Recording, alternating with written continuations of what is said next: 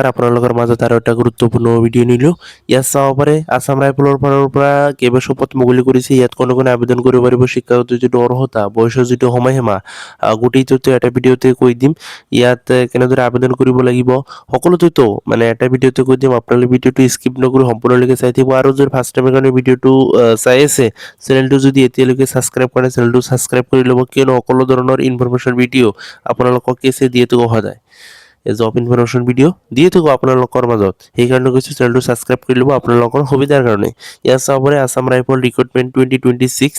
ইয়াত name of post যিটো আছে, rifleman case, rifle woman and case warrant officer কি আছে চিপাৰ। ইয়াত যিটো টোটাল পোষ্ট আছে 170টা টোটাল পোষ্ট আছে। ইয়াত পোষ্ট উইজ ভেকেঞ্চি আছে। ইয়াত কি আছিল, হাৱলদাৰ কি আছিল, হাবিলদাৰ, ক্লাৰ্কৰ কি আছিল। ইয়াত টোটাল পোষ্ট আছে 3টা আছে। ৰাইফল ইয়াত চাব পাৰে কোনটো ইয়াত কি আছিল, কোনটো মানে পোষ্টত কিমান ভেকেঞ্চি আছে ইয়াত মেনশ্যন কৰি দিয়া আছে। Riflemen, rifle women, general duty মানে জিডি, মেল এণ্ড ফিমেলৰ কাৰণে টোটাল যিটো ভেকেঞ্চি আছে 95। ইয়াত সকলোতকৈ বেছি যিটো ভেকেঞ্চি আছে ইয়াতে আছে। ৰাইফলমেন আৰু কি আছে, ৰাইফল ওমেন, জেনেৰেল যিটো ডিউটি, ইয়াতে টোটাল মানে ইয়াতে পোষ্ট সকলোতকৈ বেছি আছে। টোটাল যিটো ভেকেঞ্চি হয় 117 মানে কি আছিল, 117টা টোটাল পোষ্ট আছে। ইয়াৰ ভিতৰত কি আছিল, ৰাইফলমেন আৰু ৰাইফল ওমেনৰ কাৰণে টোটাল যিটো ইয়াত ভেকেঞ্চি আছে 95। ইয়াতকৈ সকলোতকৈ বেছি আছে। তাৰপিছত ইয়াত চাব পাৰে ৰাইফল ইলেক্ট্ৰিকেল ফিটাৰ যিটো ছিংগেল, ইয়াত যিটো টোটাল ভেকেঞ্চি 2 আছে। তাৰপিছত ইয়াত চাব পাৰে হাৱেলদাৰ ক্লাৰ্কৰ কাৰণে 3টা পোষ্ট আছে। ইয়াত মেনশ্যন কৰি দি আছে কোনটো বিভাগত কিমানটা পোষ্ট আছে, ইয়াত মেনশ্যন কৰি দি আছে, চাই ল'ব। তাৰপিছত ইয়াত চাব পাৰে ৰাইফল মেকানিকেল যিটো মেকানিকৰ কাৰণে যিটো পোষ্ট আছে মেল অনলি, ইয়াত কি আছে টোটাল 1 মানে এটা পোষ্ট আছে। তাৰপিছত ইয়াত চাব পাৰে নেম অফ অৰ্গেনাইজেশ্যন যিটো নেম হয় আছাম ৰাইফলৰ ফালৰ পৰা সেইটো পোষ্ট মুকলি কৰি দিছে। তাৰপিছত ইয়াত চাব পাৰে মোড অফ এপ্লিকেশ্যনটো কি আছিল, অফলাইন থ্ৰু ইমেইলৰ যোগেদি সেইটো কি আছিল আবেদনটো কৰিব লাগিব। তাৰপিছত ইয়াত চাব পাৰে ৰিলেটেড যিটো আৰ্টিকেল হয়, আছাম পুলিচ ৰিক্ৰুটমেণ্ট হয়, eligible criteria of Assam rifle recruitment, eligible criteria mention কৰি দি আছে। এজ লিমিটটো আছে 18 পৰা 30 বছৰ যাৰ আছে সিয়ে ইয়াত সেই পোষ্টত আবেদন কৰিব পাৰিব। এডুকেশ্যন যিটো কোৱালিফিকেশ্যন হয়, ইয়াত candidate must have pass matriculation, matric pass কৰিলে মেট্ৰিক অথবা 12 ইয়াত মেট্ৰিকেশ্যন 12 ইয়াত মেনশ্যন কৰি দি আছে। মেট্ৰিক অথবা 12 পাছ কৰিছে যদি সেই পোষ্টত আবেদন কৰিব পাৰিব। তাৰপিছত ইয়াত চাব পাৰে অনলি ওৱান কি আছিল dependent female member of Assam rifle personal eligible in the কি আছিল পাৰ্চনেল ৱেজ কি আছিল।